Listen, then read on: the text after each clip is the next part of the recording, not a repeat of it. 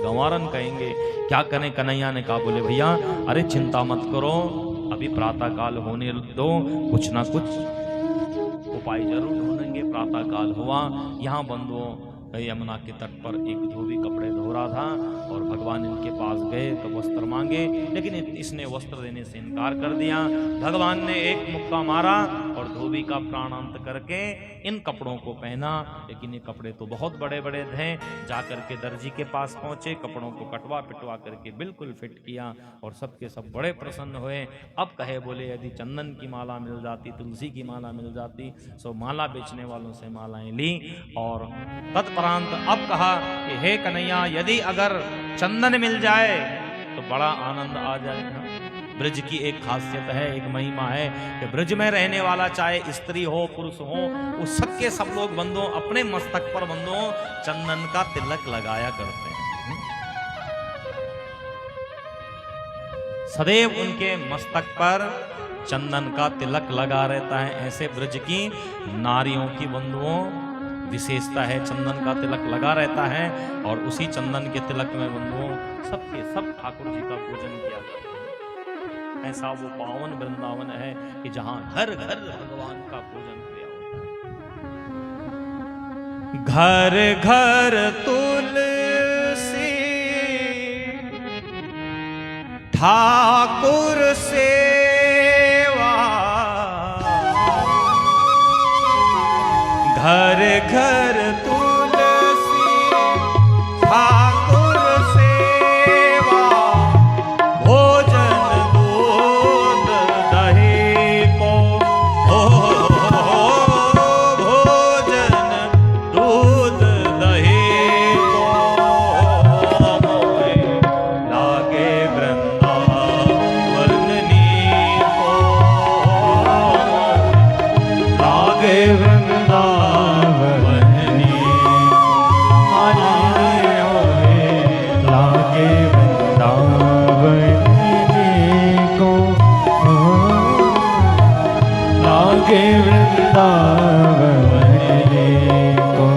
ऐसा वो पावन वृंदावन, ऐसे उस वृंदावन के नर नारी जहां घर घर तुलसी ठाकुर सेवा, भोजन दूध दही को। जब तक भगवान का भोग न लग जाए तब तक ब्रज के लोग भोजन का पान नहीं किया करते। मीराबाई कहती है, मीरा के प्रभु गिरधर नागर, मीरा के प्रभु गिरधर नागर, मीरा के प्रभु गिरधर नागर, मीरा के प्रभु गिरधर नागर,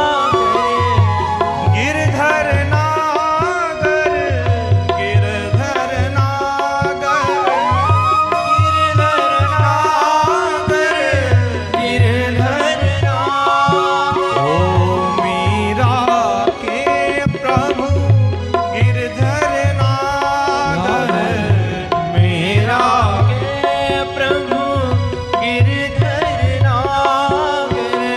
भजन बिना नर फीको, भजन बिना नर फीको, हे लागे वृंदावन नीको, लागे वृंदावन नीको, आली रे मोहे लागे वृंदावन को, लागे वृंदावन। मीराबाई ने क्या कहा कि जिस घर में भजन ना होता हो, जिस घर में भगवान का भोग ना लगता हो, जो नर नारी भगवान का स्मरण न किया करते हो, भजन बिना नर फीको। जैसे आपने खाना तो बहुत अच्छा बनाया, बहुत अच्छा भोजन बनाया, बहुत सुंदर रेसिपी बनाई, लेकिन जब खाने का समय आया तो खाने वालों ने कहा, बोले भैया इसमें नमक डालना तो भूल ही गए। लवण बिना बहु व्यंजन जैसे, जैसे नमक के बिना सारे व्यंजन फीके हो जाते हैं, ऐसी भजन के बिना बंधुओं मनुष्य मात्र का ये जीवन फीका है। इसलिए मीरा क्या कहते हैं, बन बन ढूंढन जाऊं हो, बन बन ढूंढन जाऊं कि तब छिप गयो कुंज बिहार, कि तब छिप गयो कुंज बिहार।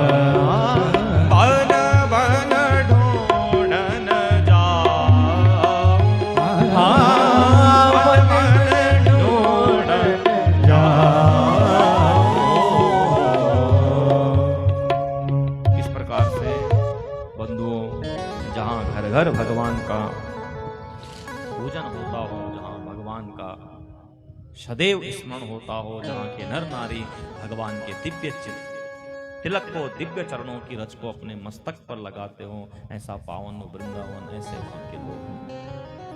तो कहा कन्हैया चंदन मिल जाता तो एक कुबड़ी थी, इसका नाम था, 3 जगह से टेढ़ी थी, उपजा। भगवान ने कहा हे देवी कुछ चंदन हमें मिलेगा। त्रिवक्रा जान गई ये कोई धीर पुरुष है, और कहा प्रभु आपके मस्तक पर चंदन मैं खुद लगाऊं तब आपको तिलक मिलेगा। भगवान ने कहा ठीक है। अपने हाथों से भगवान के मस्तक पर बंधुओं तिलक लगाया, और तिलक लगाने के पश्चात आज भगवान ने कुब्जा के जीवन को पवित्र किया, और अब भगवान उस मथुरा की नगरी में प्रवेश करने लगे।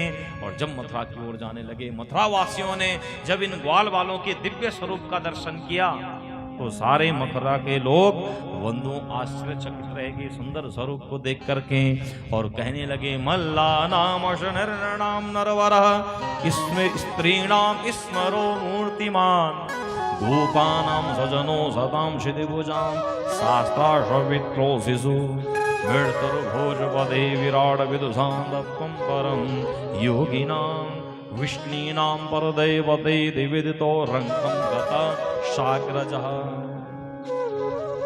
मल्लानां नृणां नरवरः स्त्रीणां स्मरो मूर्तिवान। आज मानो काव्य के 9 रस यहाँ प्रकट हो गए। वहां की नर नारियों ने, माताओं ने इनको अपने बच्चों के स्वरूप में देखा, नारियों ने साक्षात कामदेव के स्वरूप में देखा, जो बालक थे उन्होंने मित्र के स्वरूप में देखा, जो बुजुर्ग थे उन्होंने बेटे के रूप में देखा। सबने अपना अपना वात्सल्य भगवान से जोड़ लिया, और कंस को साक्षात काल के स्वरूप में दिखाई दे रहे हैं ना। तो जिन युवतियों ने साक्षात कामदेव के रूप में देखा, तो वहां बंधुओं प्रेम रस प्रकट हो गया, श्रृंगार रस प्रकट हो गया।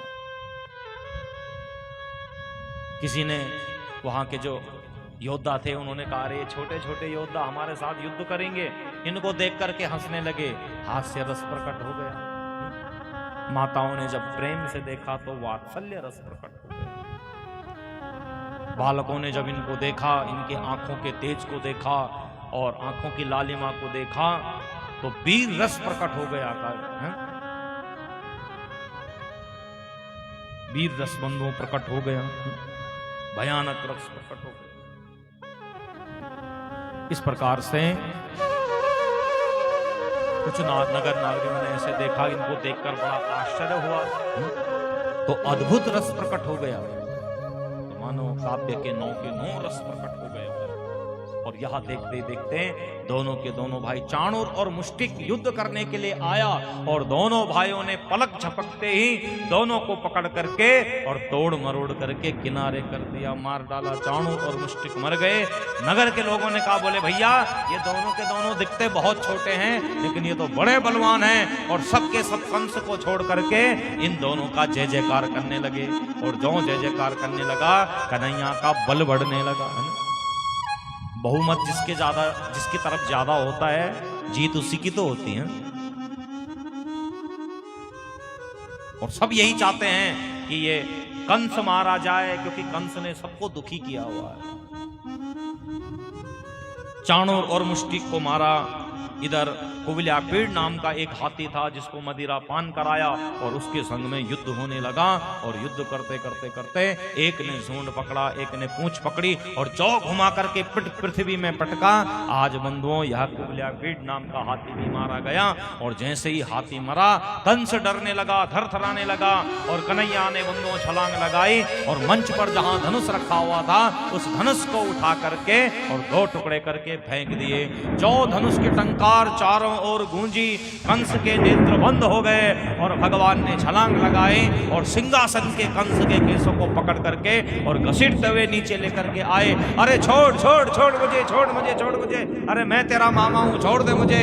भगवान ने कहा, बोले मामा याद करो वो समय जब तुम मेरी बहन के केसों को पकड़ करके तुमने ऐसे ही नीचे खींचा था।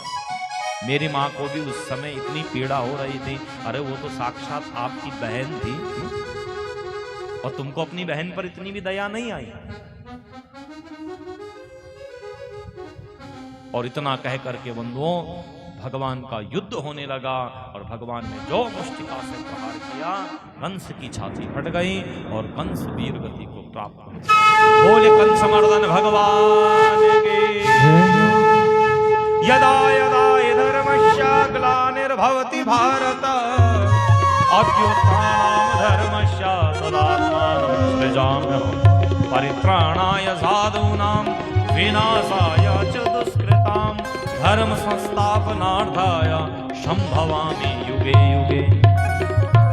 भगवान ने आज मामा कंस का वध किया और वध करने के पश्चात सबसे पहले अपने नाना जी से मिले और नाना जी को बंधनों से मुक्त किया। अपने माता पिता से मिले, उनको बंधनों से मुक्त मिला किया। माँ ने भगवान को हृदय से लगाया और भगवान ने कहा, बोले मैया ये वात्सल्य प्रेम अभी चलता रहेगा, अभी तो मुझे बहुतों का कल्याण करना है।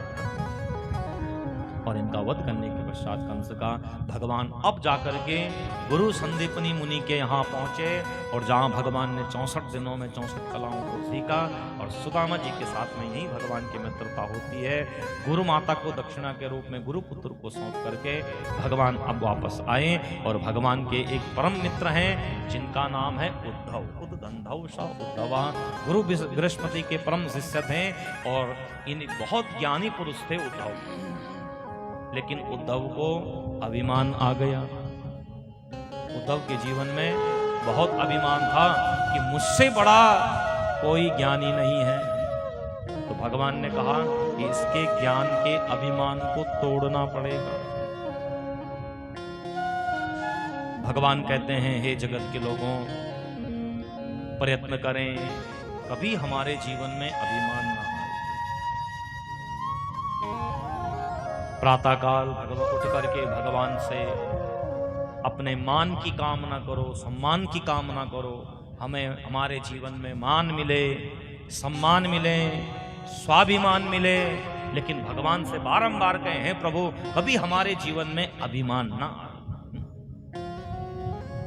मान आ जाए चले, सम्मान आ जाए चले, स्वाभिमान आ जाए, स्वाभिमानी व्यक्ति को होना चाहिए। लेकिन अभिमान जीवन में ना आना।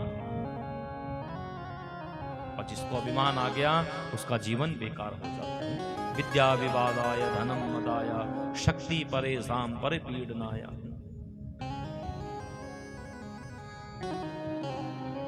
विद्या का मान आ जाए, विद्या के साथ विनय न हो तो वो ज्ञान बेकार हो जाता है। धन आ जाए, धन की शोभा है सत्कर्मों से ना। धन अभिमान के लिए नहीं होता। बल आ जाए तो बल आने का मतलब ये नहीं है कि गरीब लोगों को मारो, गरीब लोगों को कुचलो, गरीब लोगों को दबाओ।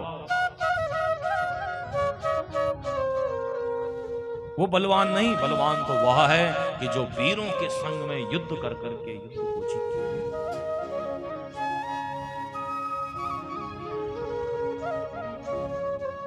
इसलिए भगवान से कहें, प्रभु हमारे जीवन में अभिमान ना आ जाए। भगवान ने उद्धव से कहा, बोले ए उद्धव न जाने आज मुझे अपने ब्रज की बड़ी याद आ रही है, उन गोपियों की बड़ी याद आ रही है। कितना वात्सल्य, कितना प्रेम वो गोपियां मुझसे किया करते थे। बहुत प्रेम किया करते थे, बहुत वात्सल्य किया करते थे। तो उद्धव ने कहा कि जाते क्यों नहीं हो? भगवान ने कहा बोले भाई याद तो आ रही है, लेकिन अभी तो मुझे बहुत कार्य करने हैं। अच्छा एक काम करो कि मैंने कुछ चिट्ठियां लिखी हैं, इन चिट्ठियों को लेकर के तुम जरा मेरे मैया बापन के पास जाकर के दे दो, गोपियों को दे करके आ जाओ। बोले ठीक है कन्हैया, जैसा तू कहता है। और भगवान ने पत्र लिखे और पत्र को लेकर के आज रथ पर सवार हुए और रथ में बैठ करके बंधुओं उद्धव जी ब्रज की ओर चलने लगे। और ब्रज की ओर जब रथ चल रहा है तो गोपियों ने आज क्या देखा कि दूर से एक रथ चला आ रहा है। और एक गोपी की दृष्टि पड़ी और दूसरी से कहा देखो देखो, मुझे तो लगता है कन्हैया वापस आ गए हैं, ये वही रथ है, इस रथ का जो झंडा है ना ये उसी रंग का है। और रथ धीरे धीरे धीरे धीरे जब आगे आया तो आगे आकर के क्या देखते हैं कि रथ तो वही है, लेकिन रथ में जो बैठा हुआ है वो कोई और है। गोपियां निराश हो गई, गोपियां रो रही हैं, रुदन कर रही हैं। अब इधर उद्धव जी ने कहा बोले हे गोपियों, आपको चिंता करने की आवश्यकता नहीं। अरे मैं ही भगवान का सखा हूं, मैं उनका मित्र हूं। और कन्हैया ने तुम्हारे प्रेम ने मुझे पत्र दिए हैं। गोपियों ने बंधुओं पत्र को पढ़ा और पत्र को फाड़ डाला। अरे जब प्रेम ही ना आए तो उस पत्र का हम क्या करें? हम इस पत्र को पढ़ करके क्या करेंगे? और हम पढ़ना लिखना नहीं जानते, हम तो अनपढ़ हैं। पर हाँ, हम उससे प्रेम बहुत किया करते हैं, हम सिर्फ इतना जानते हैं इस पत्र में क्या लिखा ये हमारे किसी काम का नहीं। गोपियां रो रही हैं। उद्धव ने बहुत समझाने का प्रयत्न किया, लेकिन गोपियां एक न मानी। उद्धव से कहा ऐ उद्धव, एक मन था जो गयो श्याम संग, एक मन था जो श्याम के संग में चला गया। अब हमारे पास दूसरा मन नहीं है कि जिसको हम कहीं लगाएं। अच्छा कहा नंद बाबा का महल कहाँ है? तो गोपियों के नेत्रों से बंधुओं इतने अश्रुपात हुए, इतने आंसू निकले कि बोले जहां ये अश्रु की नदी जा रही है उसी के तट पर नंद बाबा का महल है। जो वहां गए, वहां जाकर के देखा कि मैया प्रेम में व्याकुल हुई है और खाली पलने को पकड़ के मैया आज झुला रही है। उद्धव ने दरवाजा खटखटाया। मैया ने कहा अरे जो कोई तुम दरवाजे में हो चले जाओ, अभी मेरा लाला सो रहा है। उद्धव ने कहा बोले मैया तेरा लाला तो वहां मथुरा में है। बोले अरे जो कोई है तुम जाओ यहां से, भी मैं लाला को सुला रही हूं। अब मैया को फिर याद आया कौन द्वार में आया हो। जो द्वार में आया तो मैया को पत्र दिया। बोले मैया तेरो लालों ने ये पत्र दियो है। मैया ने कहा भैया कहा इस पत्र का करूं? पकड़ा और मैया ने पत्र को चीर डाला। क्या करूं मैं इस पत्र का? उद्धव ने देखा इतना प्रेम इन ब्रजवासियों के जीवन में। मैया की दशा, बापन की दशा, गोपियों की दशा। गोपियों के पास आकर के कहा अरे कुछ जीवन में ज्ञान धारण करो, इस प्रेम व्रेम के चक्कर में ना पड़ो। तो गोपियों ने कहा ऐ उद्धव, यद्यपि तुम ज्ञानी होंगे लेकिन ज्ञानी अपनी जगह है। उद्धव सुधो न बोलिए, सुन गोपिन के बोल, ज्ञान बजावे डुबडुबी और प्रेम बजाए। बोले हे उद्धव तू क्या जाने कि हमारा कैसा प्रेम है? अरे सच बात ये कहूं कि तुमने कभी किसी से प्रेम किया ही नहीं। एक बार हमारी तरह प्रेम करके तो देखो। और प्रेम का मतलब नहीं, प्रेम पूर्णता का प्रतीक नहीं है। प्रेम तो हृदय का वह आभास है जो आभास हृदय से निकले ही। प्रेम में अगर कामनाएं जुड़ जाएं, काम भाव जुड़ जाए, वहां बंधुओं प्रेम नहीं हो सकता। शरीर की सुंदरता को देख करके प्रेम नहीं हुआ करता। प्रेम तो हृदय की अनंत गहराइयों से, वो माँ का प्रेम हो, वो भाई का प्रेम हो, वो बहन का प्रेम हो, वो शिशु का प्रेम हो। प्रेम की जो पराकाष्ठा है वो शरीर को देख करके नहीं, प्रेम तो हृदय और विचारों से किया जाता है। इसलिए है उद्धव, तू क्या जाने रे प्रेम, तू ज्ञानी हो सकता है लेकिन तू प्रेमी नहीं हो सकता। इसलिए है उद्धव, प्रेम की नगरी में मत जाए उद्धव, प्रेम की नगरी में जाओगे तो डूब जाओगे। प्रेम नगर मत जा मुसाफिर, प्रेम नगर मत जा, प्रेम नगर मत जा मुसाफिर, प्रेम नगर मत जा।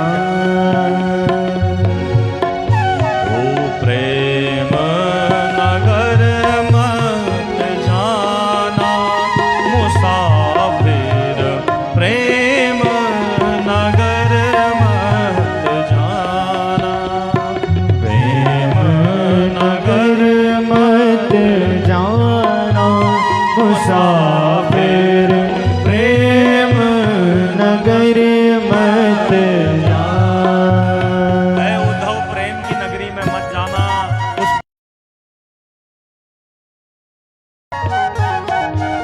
प्रेम की नगरी में जो डूब जाए, कृष्ण के प्रेम में जो डूब जाए, उसका जीवन पवित्र हो जाता है। ये ऐसी नदी है, जितना डूबोगे उतना कल्याण होता चला जाएगा। प्रेम नगर मत जाना मुसाफिर, प्रेम नगर मत जाना।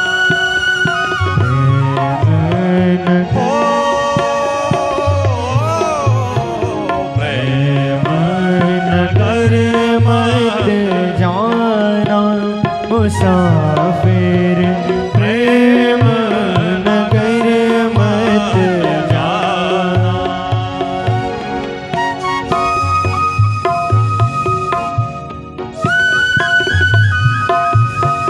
सब गाए उनको प्रेम से ताली।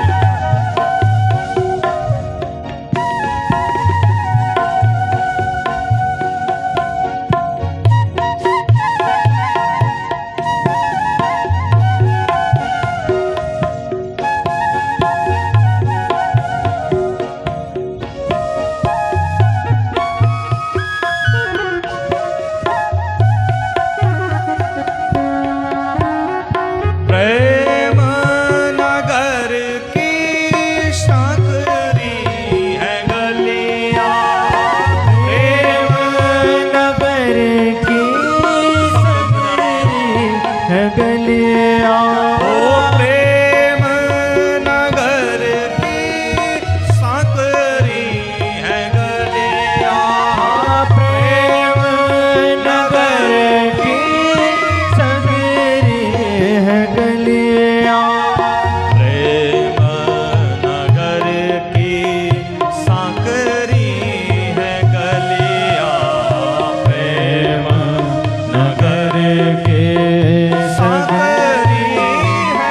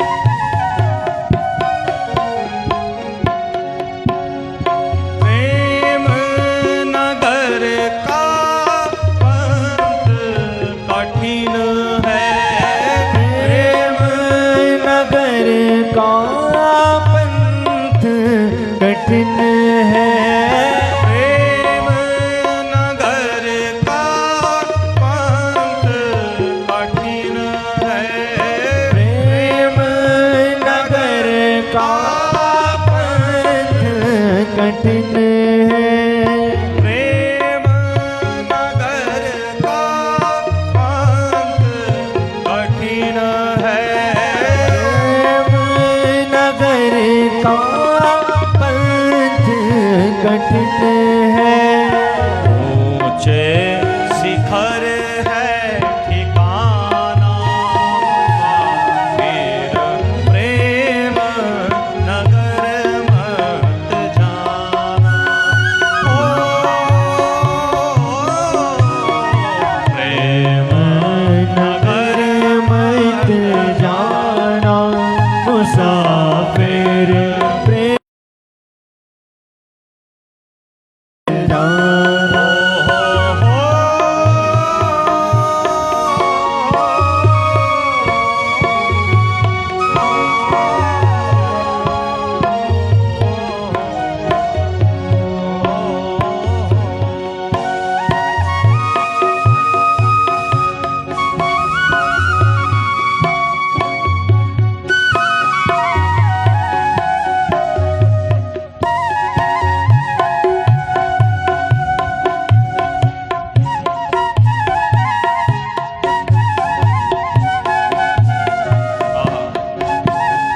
सब गुनगुनाए जा रहे हैं।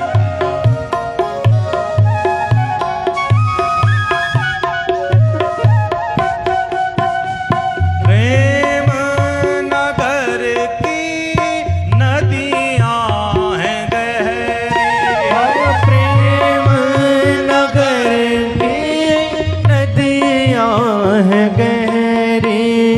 प्रेम नगर की नदियाँ हैं गहरी। प्रेम नगर की नदियाँ हैं गहरी। प्रेम नगर की नदियाँ हैं गहरी। प्रेम नगर की नदियाँ हैं गहरी। लाखों लोग डुबाना मुसाफिर प्रेम नगर मत जाना।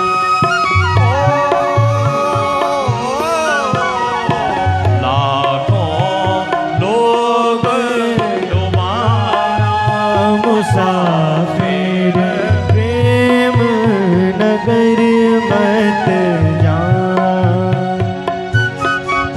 हो ब्रह्मानंद कोई बिरला ही पहुँचे। ब्रह्मानंद कोई बिरला पहुँचे। ब्रह्मानंद कोई बिरला पहुँचे। ब्रह्मानंद कोई बिरला पहुँचे। पावे पद वो निराला। पावे पद वो निराला मुसाफिर प्रेम नगर मत जाना। ओ प्रेम नगर मत जाना। मुसाफिर प्रेम नगर मत जाना। तारारा, हो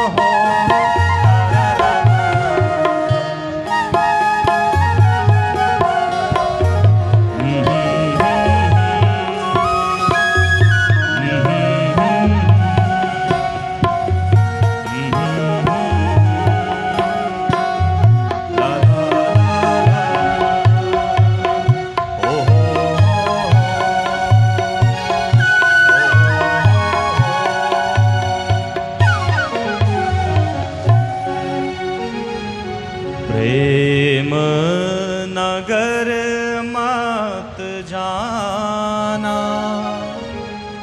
मुसाफिर प्रेम नगर मत जाना। प्रकार से बंधुओं गोपियों का अश्रुपात होने लगा और मानो गोपियों के साथ साथ में मेघों ने भी रोना प्रारंभ कर दिया है। मेघराज बरस बरस कर रुदन करने लगे। भगवान के वात्सल्य में आज गोपियां रो रही हैं, मेघ रो रहे हैं, समस्त जीव जंतुओं के नेत्रों से अश्रुपात हो रहा है। उद्धव के नेत्र सजल हो गए और उद्धव बंधुओं रथ में बैठ करके कन्हैया के पास आया और कन्हैया से कहने लगा, अरे कन्हैया तो कितना बड़ा निष्ठुर है रे, वो गोपियां तुझसे इतना प्रेम किया करती हैं और तू यहाँ पड़ा हुआ है, और कैसा निष्ठुर, कैसा प्राण है तेरा, कैसा मन है रे तेरा। कन्हैया ने कहा, उद्धव तुम्हें क्या हो गया? अरे तुम तो बड़े ज्ञानी थे, तुम तो ज्ञानी बनकर गए थे, तुम्हारे जीवन में प्रेम कहां से आ गया? बोले सच बताऊं कन्हैया, तो प्रेम के बिना ये जीवन अधूरा है। जिसके जीवन में प्रेम नहीं उसका जीवन भी। भगवान ने कहा, उद्धव तुझे ज्ञान बहुत है लेकिन तेरे जीवन में प्रेम नहीं था, इसलिए मैं चाह रहा था, मैं सोच रहा था कि तुम्हारे ज्ञान के साथ में अगर प्रेम का बीज बो दिया जाए तो तुम्हारा जीवन पवित्र हो जाए। इस प्रकार से बंधुओं उद्धव के नेत्र सजल हो गए। इधर अब भगवान उद्धव के संग में वार्तालाप कर ही रहे थे कि कंस की दो पत्नियां थी, एक का नाम था अस्ति, दूसरी का नाम था प्राप्ति। दोनों के दोनों अपने पिता जरासंध के पास पहुंची, रोने लगी। जरासंध को क्रोध आया और 23 अक्षौणी सेना लेकर के 17 बार मथुरा पर आक्रमण कर दिया, लेकिन 17 बार युद्ध में हार गए। अब 18वीं बार इसने ब्राह्मण देवताओं से कहा कि मेरी विजय के लिए तुम यज्ञ करो, और यदि अगर मैं अब की बार हार गया तो मैं सारे ब्राह्मणों को मार दूंगा, सबके सिर को काट दूंगा। ब्राह्मण देवताओं ने भगवान से निवेदन किया, बोले प्रभु एक काम करना, अब की बार युद्ध में हार जाना, नहीं तो ये पापी हमें मार देगा। तो भगवान ने ऐसा ही किया। 18वीं बार ये सेना को लेकर के आया और भगवान आधे युद्ध को छोड़ करके बंधुओं दौड़ पड़े। भगवान का नाम पड़ा रणछोर। कालनेमी भगवान के पीछे दौड़ने लगा। काल यवन भागते भागते भागते भगवान एक गुफा के भीतर गए, प्रवर्षण पर्वत पर चढ़े गुफा के भीतर गए और वहां मानधाता का बेटा मुचकुंद सो रहा था। और भगवान ने जाकर के अपना पीतांबर उठाया और मुचकुंद के ऊपर डाल दिया, स्वयं गुफा के भीतर छिप गए। इधर काल यवन आया और काल यवन ने कहा, बोले अच्छा युद्ध से भाग गया, हार गया, तो अब सोने का नाटक कर रहा है। और जैसे ही चरणों से प्रहार किया, मुचकुंद की आंखें खुली और काल यवन जल करके भस्म हो गया। काल यवन जल करके भस्म हुआ। और अब भगवान ने काल यवन से कहा, बोले हे मुचकुंद से कहा, हे मुचकुंद उठो, जागो, ये सोने का समय नहीं है, ये जागने का समय है। इधर जरासंध ने इस पर्वत पर चारों ओर से आग लगा दी कि ये यहीं जलकर समाप्त हो जाएगा। भगवान ने यहाँ से छलांग लगाई और बंधुओं 100 समुद्र में जाकर के छलांग लगाई। और वहीं भगवान ने विश्वकर्मा जी से कहा, एक सुंदर नगरी का निर्माण करो। और यहीं पर बंधुओं बड़ी सुंदर नगरी का निर्माण हुआ और योग माया के द्वारा समस्त ब्रजवासियों को लेकर भगवान आज इस नगरी के भीतर गए। और इन नगर के लोगों ने जब अपनी आंखों को खोला, सुबह देखा तो चारों ओर जल ही जल है, जल ही जल है, और जल के बीच में ये नगरी है। सब ने पूछा एक दूसरे से, द्वार कहाँ, दरवाजा कहाँ है? और क्या नाम पड़ा? द्वारिका। बोले द्वारिका धाम की। अब द्वारिका में सबके सब रहने लगे। समय आया और रेवत की कन्या रेवती से बल्लाओ भैया का ब्याह हुआ। अब कन्हैया का विवाह है। और कन्हैया के लिए लड़की कौन दे, है ना, कन्या कौन दे? कौन अपनी बेटी का हाथ कन्हैया को दे? तो तभी बंधुओं उधर विदर्भ के नरेश थे जिनका नाम था भीष्मक। उनकी एक बेटी थी, 5 पुत्र थे, जिसमें रुक्मीरथ, रुक्मबाहु, रुक्मेश इत्यादि, और एक कन्या थी जिसका नाम था मैया रुक्मणी। रुक्मणी ने भगवान के चरित्रों को सुना है, भगवान के वीर गाथा को सुना और कन्हैया से प्रेम करने लगी। जब विवाह योग्य हुई तो रुक्मी ने अपनी बहन का रिश्ता बिना अपने पिता की अनुमति से, बिना अपनी बहन की अनुमति से अपने मित्र दमघोष के पुत्र शिशुपाल के संग में रिश्ता तय कर दिया और अपनी बहन से कहा कि तैयार रहना, अब परसों बारात आएगी और तुम्हें हम यहां से विदा कर देंगे। इधर जब मैया रुक्मणी को ये बात पता चली, मैया रुक्मणी रुदन करने लगी, रोने लगी और रोते रोते मैया ने अपनी भाभी से कहा, बोले भाभी मैं तो कन्हैया से प्रेम करती हूँ, उस लाला से प्रेम किया करती हूँ, भैया ने ये अच्छा नहीं किया। तो भाभी ने कहा देखो अब क्या कर सकते हैं, अब रिश्ता तय हो गया है, परसों बारात आने वाली है।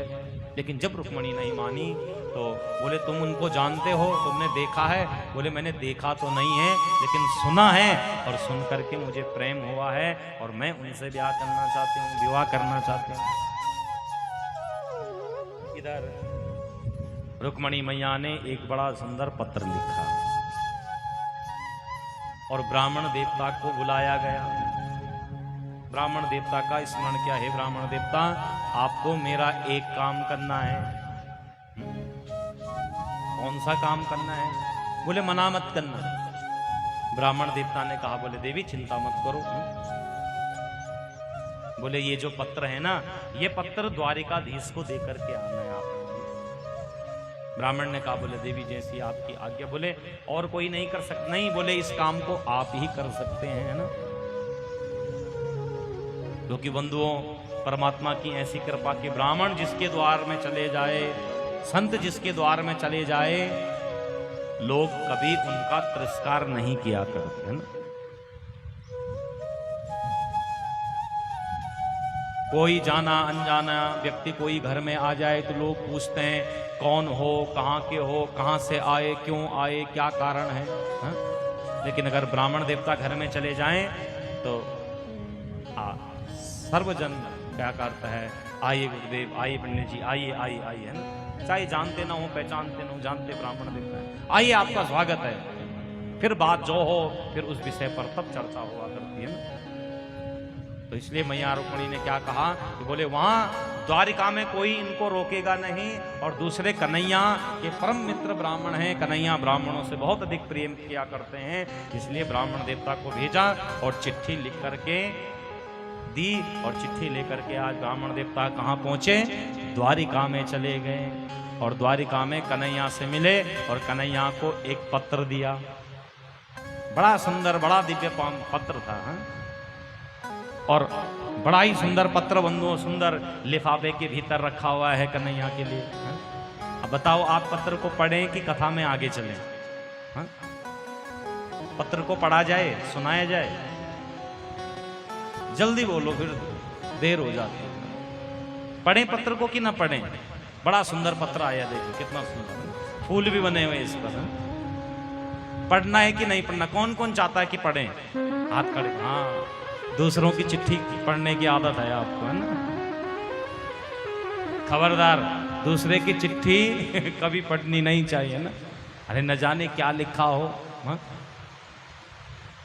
दूसरे के पत्रों को पढ़ना गलत बात है ना। अब तो चिट्ठी का समय चला गया है ना। अब चिट्ठी का जमाना गया। जब से फोन आया तब से बंदों डाकिया भाई गए, चिट्ठी गई, हाथों की घड़ी गई, हैं? जीवन का सुख गया, जीवन का चैन चला गया।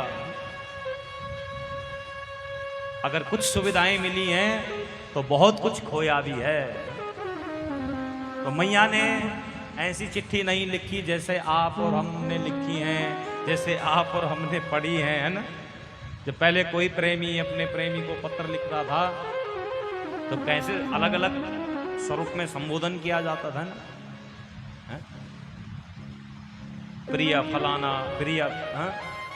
सदैव सूरज की तरह चमकती रहना है, हिरन की जैसे दौड़ते रहना है। अब भले पाँव हो ना हो लेकिन दौड़ना हिरन के जैसे, तारों के जैसे चमकते रहना है। और इतना सुंदर था कि अगर रात के अंधेरे में खड़ा कर दिया जाए लेकिन बंधुओं वो अलंकार, वो शब्दावली, तो ऐसा पत्र मैया ने नहीं लिखा। मैया ने क्या लिखा? मैया ने बड़ा सुंदर लिखा कि बोले हे कन्हैया, मैंने आपके दिव्य स्वरूप को देखा नहीं है, लेकिन आपके चरित्रों को सुना है। श्रुत्वा भुवा श्रुत्वा गुणान भुवन सुंदर शृण्वतां ते निर्विश्य कर्ण विवरे हर तोंग तापम रूपम दृशां दृशिमता मखिलार्थ लाभम त्वयच्युता विशति। हे कन्हैया, मैंने आपको देखा नहीं है, मैंने आपके स्वरूप को रूपम दृशाम, मैंने आपके स्वरूप को देखा नहीं है अभी तक, लेकिन मैं आपसे वात्सल्य करती हूँ, प्रेम करती हूँ। इसलिए प्रेम करती हूँ कि श्रुत्वा गुणान भुवन सुंदर शृण्वतां ते, आप गुण कर्मों में आप सबसे सुंदर हैं। मनुष्य रूपवान अच्छा नहीं होता, मनुष्य तो वो अच्छा होता है जिसके कर्म और जिसके जीवन में गुण अच्छे हों। तो मैंने आपकी सुंदरता को न तो देखा है, तुम काले हो, गोरे हो, मटमेले हो, कैसे हो मुझे नहीं पता। जो कर्म है वो बड़े सुंदर कर्म है, श्रुत्वा, और वो भी मैंने सुना है, देखा नहीं है, मैंने सुना है, तीनों लोकों में बड़े सुंदर हैं। और मैं आपसे प्रेम करती हूँ और विवाह करना चाहती हूँ। और एक बात याद रखना, सबसे नीचे लिख दिया, पहले तो बहुत सुंदर प्रशंसा की, और फिर नीचे लिख दिया कि परसों मेरी बारात आने वाली है, शिशुपाल बारात लेकर के आने वाला है। और हमारी कुल परंपरा है कि हम विवाह से एक दिन पहले मैया का पूजन करते हैं, और तुम आना और वहीं से मेरा हरण कर करके ले जाना। भगवान ने कहा ये अच्छा प्रेम है, पहला तो प्रेम किया और फिर नीचे धमकी लिख दी। ये कैसा प्रेम है? लेकिन कन्हैया ने फिर विचार किया, चलो भाई, ब्राह्मण देवता से कहा, बोले चिंता मत करो, हम जरूर आएंगे। इधर रुक्मणी मैया अपनी सखी सहेलियों के साथ में धीरे धीरे मैया माँ भगवती का पूजन करने के लिए आई। जय जय गिरिवर राज किशोरी, जय जय गिरिवर राज किशोरी, जय जय गिरिवर राज किशोरी, जय जय गिरिवर राज किशोरी, जय महेश मुख चंद चकोरी, जय महेश मुख चंद चकोरी, जय जय गिरिवर राज किशोरी, जय जय गिरिवर राज किशोरी, जय महेश मुख चंद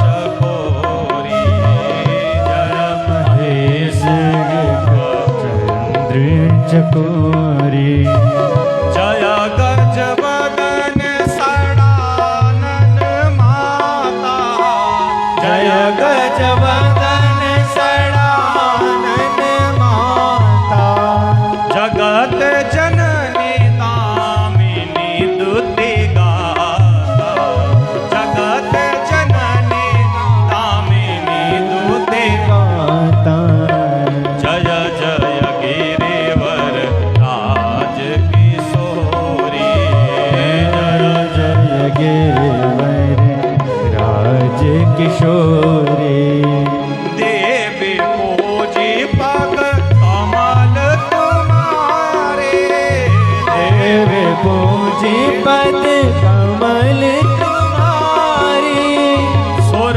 नर मुनि सब हों सुखारे, मैं सब होत सुखारी, देवी पूजी पग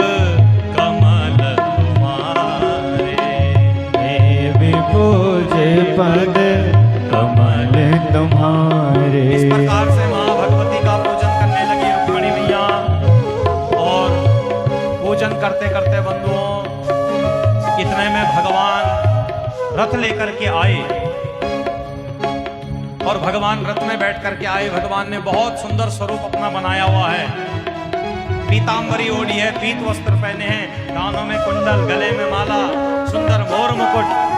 और रथ में बैठ करके भगवान अपना दिव्य स्वरूप लेकर के आए। रुक्मी ने बंधुओं अनेक सैनिकों को मैया रुक्मिणी की रक्षा के लिए भेजा है। और सबके सब सैनिकों ने जब भगवान के इस दिव्य स्वरूप को देखा तो सबके सब भगवान के स्वरूप को देखते ही रह गए। एक सैनिक ने कहा, बोले भैया आहा कितना सुंदर स्वरूप है, कितनी सुंदर बगलबंदी पहनी है, कितनी दिव्य माला है, कितनी सुंदर पांव में जूतियां हैं, मोर मुकुट, आहा बंसरी हाथ में पकड़ी हुई है। और बंधुओं भगवान ने सबके चित्त को चोर दिया। सब भगवान की प्रशंसा करने लगे। और इतने में बंधुओं कन्हैया आए और सब कन्हैया को देखते ही रह गए। कन्हैया धीरे धीरे धीरे रथ से उतर करके नीचे आने लगे। सब भगवान की प्रशंसा कर रहे हैं। और मैया रुक्मिणी मैया कात्यायनी का पूजन कर ही रही है।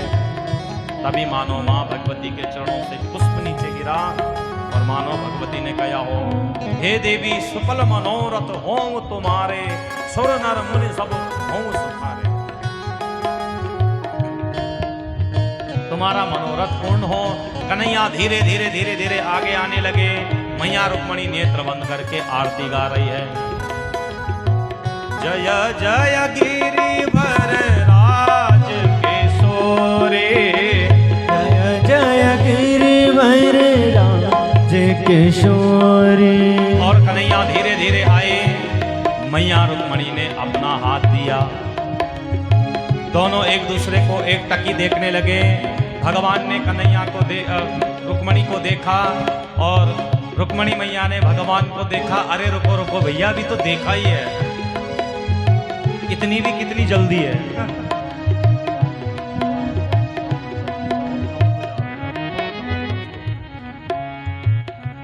बंधुओं भगवान को भी अब जल्दी हो गई है ना। अब तो कन्हैया बहू रानी आपके ही घर आने वाली है।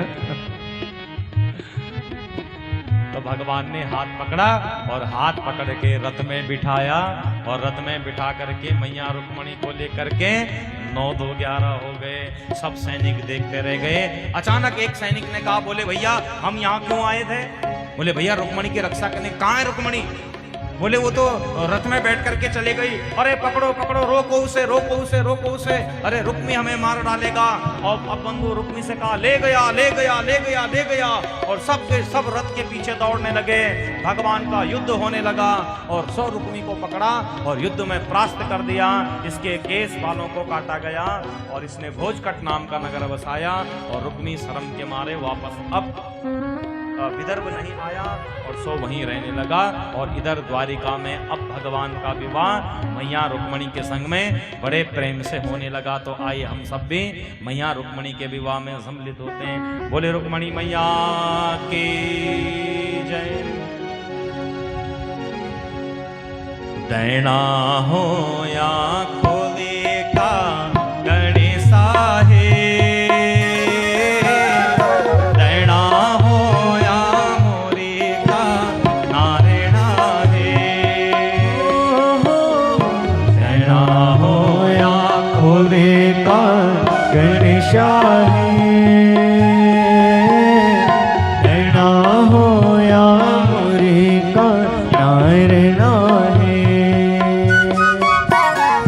नैना हो या पंचनाम देवा है। नैना हो या भूमिका भूम्याला है। नैना हो या पंचनाम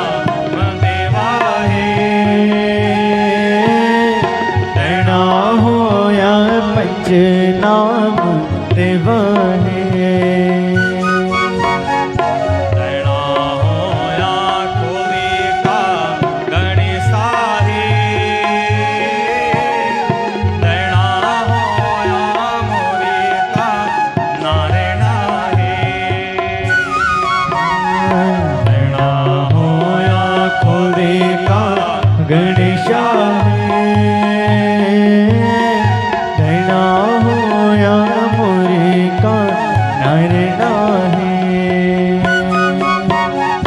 नैना होया पंचनाम देवाहे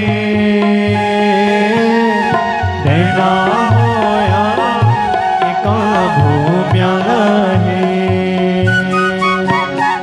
दे द्यावा बाबा जे, दे द्यावा बाबा जे, दे द्यावा बाबा जी, दे द्यावा बाबा जी, दे द्यावा बाबा जे, कन्या को दान।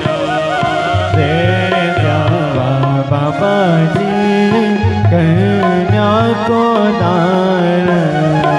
गो कन्या दान स्वर्ग समान।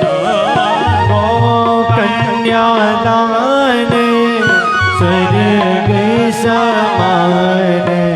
ओ गो कन्या दान स्वर्ग समान।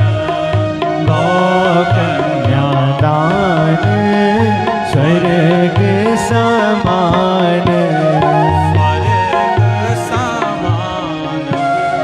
स्वर्ग समान। बैलो फेरो फेर लाडी, माँ बाइता की प्यारी। दूजो फेरो फेर बेटी, माँ बाप की प्यारी। पहलो फेरो फेर लाडी, कन्याच को हेरी हेरी मैया पकड़ ले। हेरी फेरी मैया पकड़ ले। हेरी हेरी मैया पकड़ ले। हेरी फेरी मैया पकड़ ले। हेरी हेरी मैया पकड़ ले। हेरी हेरी मैया पकड़ ले। इस प्रकार से बंधुओं, मैया रुक्मणी का विवाह भगवान कन्हैया के संग में हुआ और बड़ी सुंदर अपनी हमारी उत्तराखंड की संस्कृति के द्वारा, हमारे लोक मांगल गीतों के द्वारा। आइए एक क्षण भगवान का नाम लें, विवाह के इस दिव्य भजन में आप सब लोग सम्मिलित हों, लेकिन ऐसे नहीं, तालियों के साथ में और बड़े हर्षोल्लास के साथ में, जैसे आप अपने बेटे अपनी बेटी उनके विवाह में दिव्य महा उत्सव मनाते हैं, इसी प्रकार से आप सब लोग मंत्र मुग्ध होकर के तालियों के संग में आप सब लोग प्रेम के साथ में गाएं। बोल कृष्ण कन्हैया लाल की जय हो। पौणे माँ तुम्हारी, पौणे माँ, पौणे माँ तुम्हारी, पौणे माँ अरे हम भी आना छाका नया। पौणे माँ तुम्हारी, पौने माँ हम भी आना छाका नया। पौणे माँ तुम्हारी, पौने माँ हे रुक्मणी न ब्योली बनन।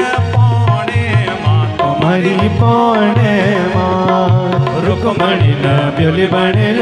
पौने माँ तुम्हारी पौने माँ ओ हम भी आना छाका नया। पौणे माँ तुम्हारी, पौणे माँ हम भी आना छाकतिया।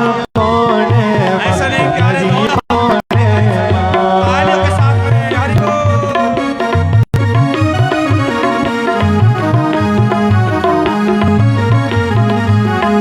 जय जय।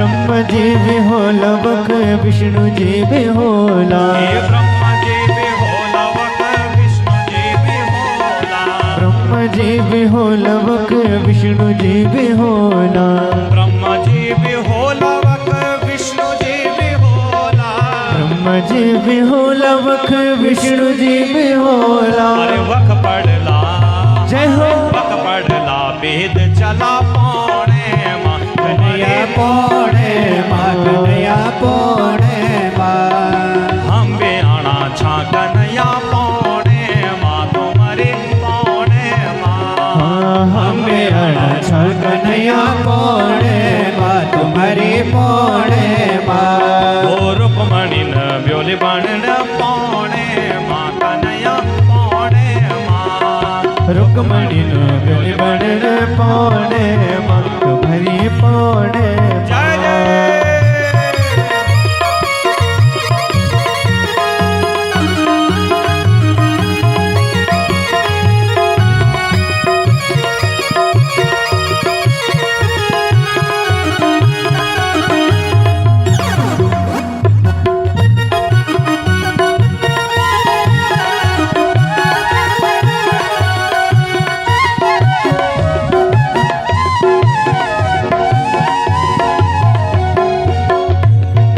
शंकर जी भी है निवक पार्वती भी है शंकर जी भी है निवक पार्वती भी है